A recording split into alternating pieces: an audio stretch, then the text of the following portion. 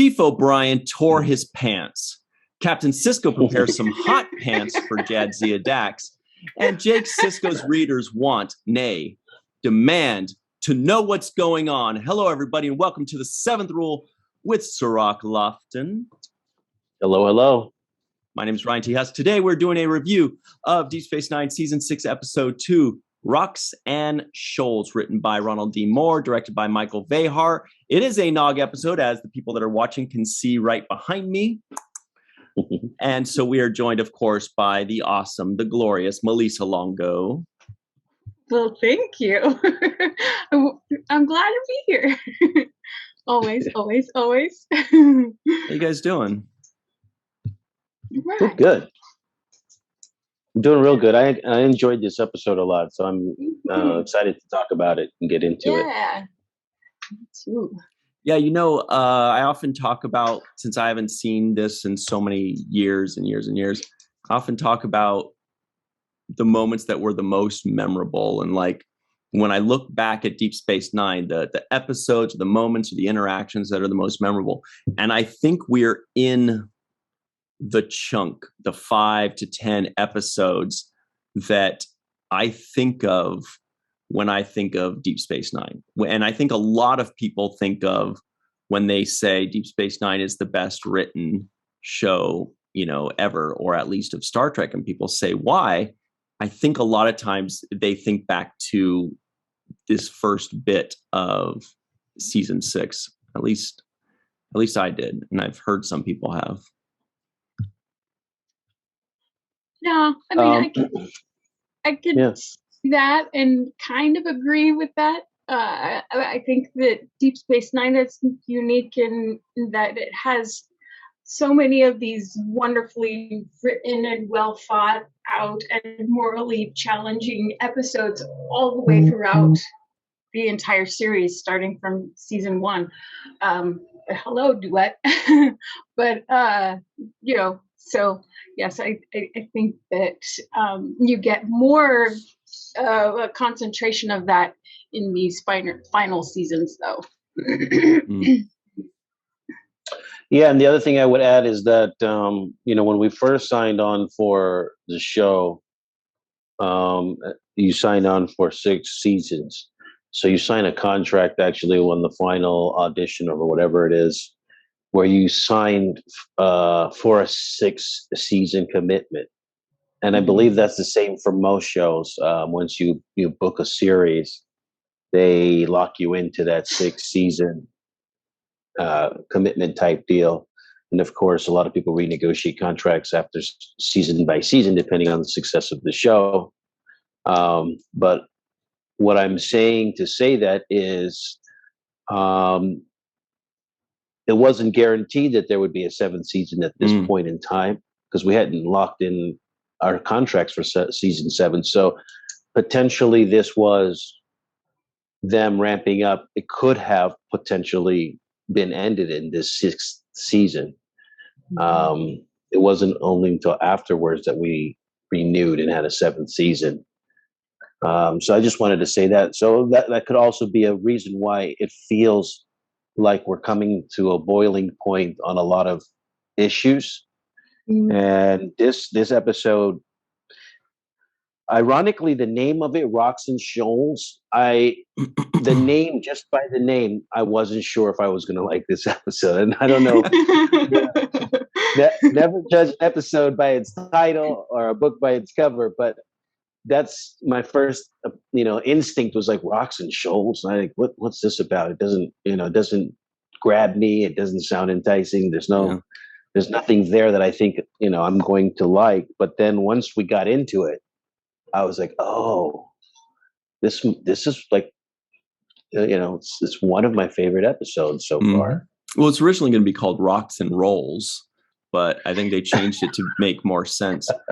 Wow. I think Rocks and Shoals is a Navy term, actually. Oh, really? Yeah, I don't know the exact meaning of it, but I read that it's either a Marine or a Navy term. But that's what it was taken from.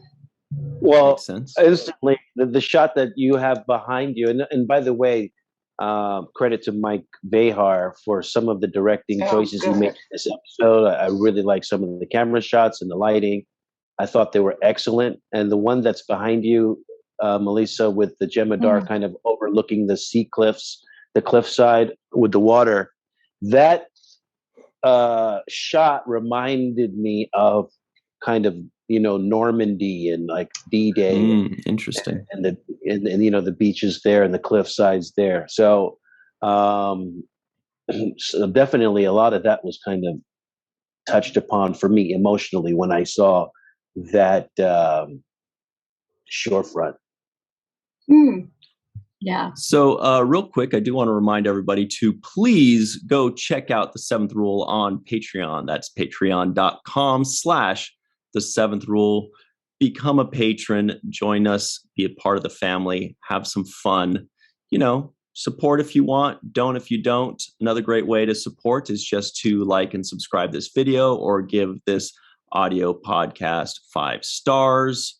Tell your friends. That kind of stuff is like virtual gold to us. Or become a patron and it's actual real gold. Also, we do want to give a quick shout out to our good friend. Yep. Mr. J.R. Poole. J.R. Poole keeps making awesome and cool things. Sometimes you'll see his artwork up on our websites and social media and stuff. J.R. Poole is awesome. Check him out. Big shout out to him. Anyway, more on this episode, because I was trying to figure out where they shot this. I mean, obviously we know around where, right? It's just somewhere up the coast. I'm assuming it wasn't south of LA. It seems like it's up north of LA, because I don't think there's any places like this south of LA. I read it was shot in Sun Valley. What? Mm-hmm. Wait, this coastal part? Well, I don't know specifically, but I read it was shot in Sun Valley. Where did I read that? I wonder if they got the coastal things somewhere on the coast, and that for like one day, and then the rest of the days, Sun Valley totally makes sense, because like the stuff behind me, clearly, that works. Yeah, the coastal stuff might have been just CGI. That might have been green screens. Well, they were swimming in. They actually came swimming in. I mean, maybe it was a reservoir. I don't know. Could have been. And then the rest was all digitally interesting. Done. I'm not sure about that. So I wasn't on that side of the planet's surface. I was in the air conditioned DS9. Yes, you were in the air conditioning. Because it also said it got up to 128 degrees outside, and they were, wow, filming in that makeup. And I asked Aron if it was difficult to swim in the makeup. He's like, what was worse was it was so hot that everyone was just melting. So it was the heat that was worse than the swimming in the prosthetics. Yeah, and then I was just going to say, I did wonder about that, because that was really cool. One of the first things I noted was when Aron was swimming around in the water, and I'm like looking at the makeup, and that's what I put in my notes, something like makeup in the water, but it looked fine. It held up. Props to them. Props to Aron. Everything looked good. He did a great job acting it like, that he's struggling through the water. The makeup held up through the water. That was good production quality all around there. Yeah, I made the same note too. I was like, Nog is swimming. It's pretty effective. And what I really liked about that shot too, going back to Mike Behar, is the shot where they had the ship that they were on kind of sinking down into the bottom of the water. I enjoyed seeing that as well. But yeah, I can imagine it was hot because there was no space there where there was shade. It looked like there was just nothing but, open land, like it could have been a rock quarry for all I know, Yeah. And one thing that I thought was cool was the area where they did the prisoner exchange. that was kind of that rock bridge that was surrounded, had water on both sides, and they were both walking across. I enjoyed that shot too, as well. The way they framed it, and it just looked really cool. The kind of few passing words as they said, something to each other as they were passing. Yeah, and at that point, I rewound it a couple of times to check and make sure, because my first thought was, oh, they should probably use body doubles since they're that far apart. But I looked, I was like, nope. They probably couldn't, why bring all these body doubles to this far away place with all the heat and all that? Plus, I think that there were, because the lines were added in ADR or whatever, but the actors had to still know how they're going to act when they say the lines and what the lines are. And that's not really for a body double to do, I wouldn't think. But I did want to check and make sure about that authenticity. And yeah, it's probably true that if they figured out a way to get body doubles in there instead, it wouldn't have looked as good. You'd be able to tell it wasn't them, or the lines wouldn't match the acting, because they did kind of like lean forward or do something quick and all that. So I liked all those things. I don't know if that's another Mike Vehar choice, but I really liked the directing in this episode. Yeah. I liked it too. The images, he was able to capture certain pictures like this one that were just so nice. And the one that you were just talking about, Cirroc, that it's such an image in your brain, and it's very beautifully done. Yeah, and to Ryan, your point about the body doubles, so we always had our stand-ins, there. They were there all the time and traveled with us. So when we were framing up shots, that would be who would stand in, while we're preparing. So they would have been on hand. They would have been on hand and easily in uniform. But the thing is that, you can see who it was. It wasn't far enough away where you wouldn't be able to recognize them. Maybe if it was a behind the back shot, or if it was just like you could just see the back of people's heads, you couldn't really tell, then they'd probably do it. But I'm pretty sure that they were available, but it wasn't something that they were trying to do. But going back to the shots that they took, the other thing that I liked too was some of the lighting on the interior shots with the cave, where Sisko and Dax were having their moments together. And there were moments when, the lighting on Sisko's face was just, it felt intimate in those kinds of moments, because it was really dark, but then there was just like half of his face would be lit as he was leaning in on Dax. So I also like those kinds of choices that the director made as far as how much lighting he wanted and keeping half of his face kind of in the shadows. There were a lot of good moments there that Sisko had, I thought. One was when he and O'Brien shared their laugh.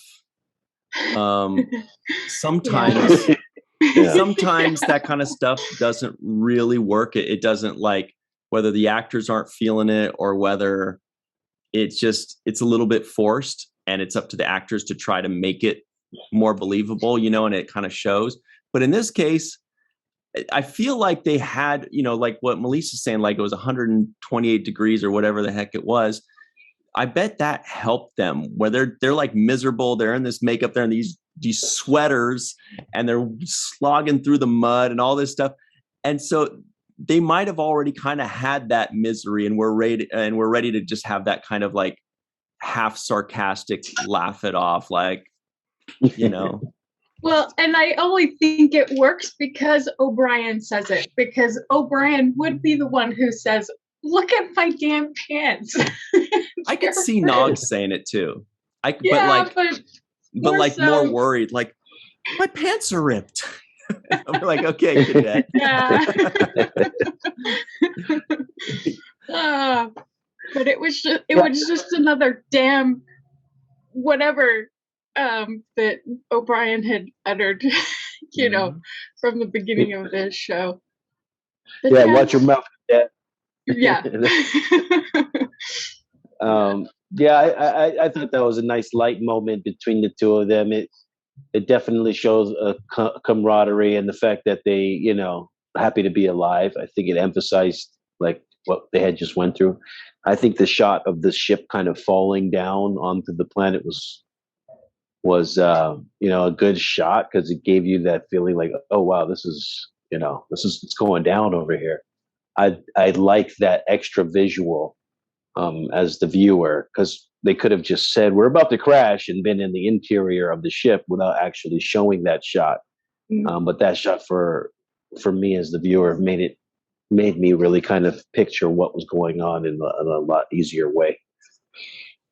And it was a wonderful glimpse at the scale of the size of the ship too, because it kind of gets lost in space. But but yeah, you could see how massive these things are just by the surroundings as well. There were also a few other funny moments. And by the way, I really liked the Garak and Nog pairing. That's why I chose that as my background. Everybody listening in, I've got the background of Nog and Garak together. They were together twice, right? At the beginning, when Garak helps Nog up, after Nog swims in, then, or maybe even 3 times. Well, either way, I mean, they just kept getting put back together. And then when they were out scanning for whatever it was, Nog's keeping Garak in front of him, because he's like, all right, you stay 2 steps ahead of me, buddy. Keep him where you can see him, kind of thing.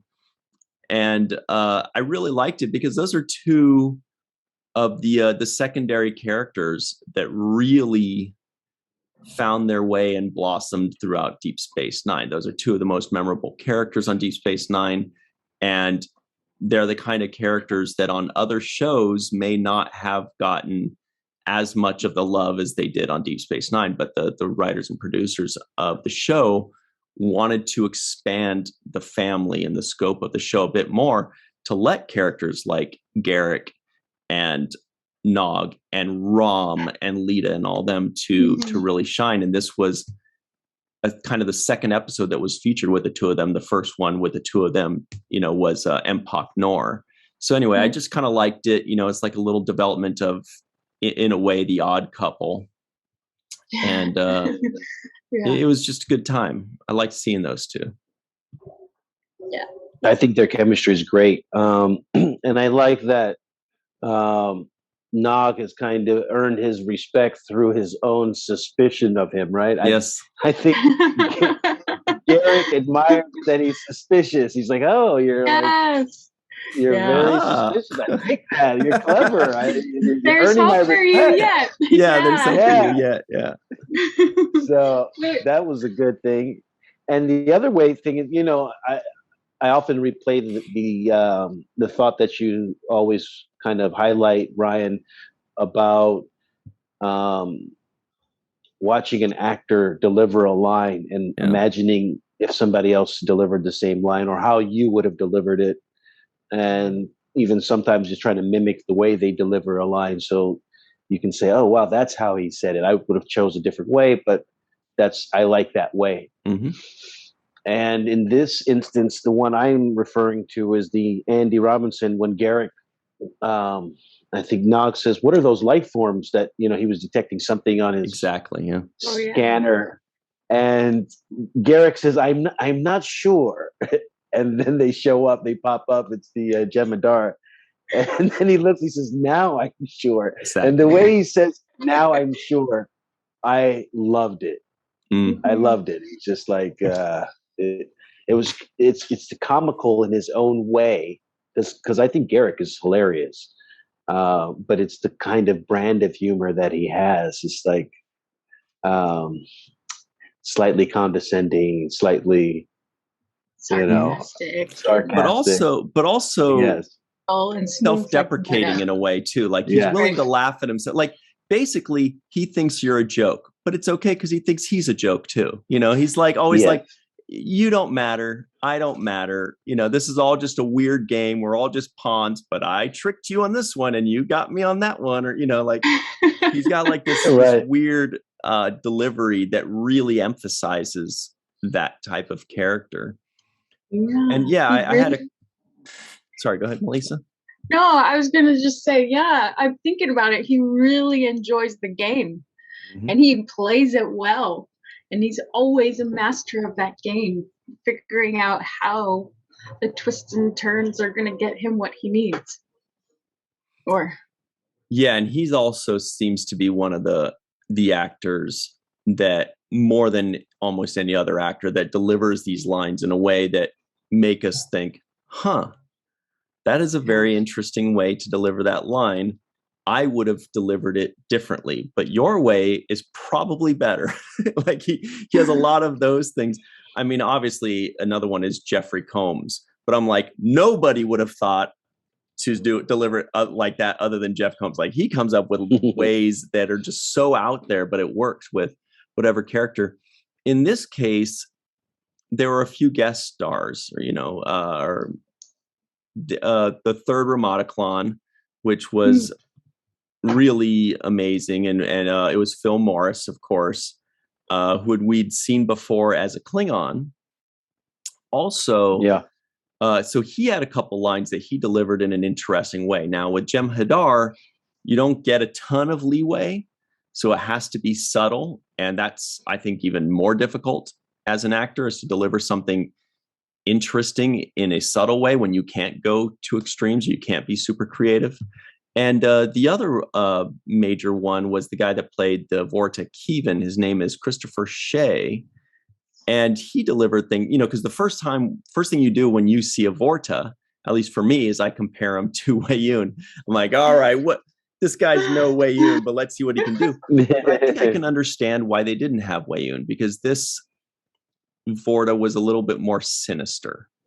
He was a little darker, a little more sinister. He was a different kind of Vorta. And so I don't know if the character of Weyoun would have fit in this story. He wouldn't have acted that same exact way, right? Yeah, I feel like there's a little bit of, and I don't think Weyoun's innocent at all, but there's more of an innocence to Weyoun, as opposed to Kevin, who is just also constantly playing a game, but it is so self-serving. It is to a fault, and he doesn't care about anybody else except for himself, and he has no shame about it. No shame at all. And it's so slimy and devious and manipulative, and he did it very I'm listening. Well. He did it very well. Well, let's talk a little bit more about that guy in just a minute. We do have to jump on our break. It's actually going to be less than a minute, you guys. Our breaks are so fast, you won't even know what hit you. But we'll be right back on the 7th rule.